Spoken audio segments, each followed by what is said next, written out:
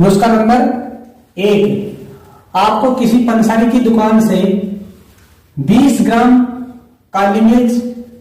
20 ग्राम मुलैठी, 20 ग्राम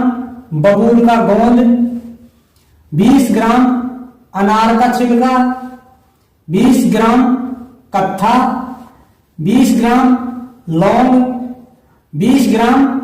मिश्री धागे वाली,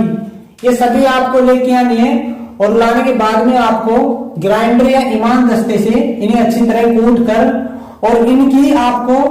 चने के समान की गोलियां बना लेनी है, चने के आकार की। और उन गोलियों को आपको प्रतिदिन इन गोलियों को दिन और रात एक एक गोली चूसने से सब प्रकार की खांसी है जो बिल्कुल नष्ट हो जाती है।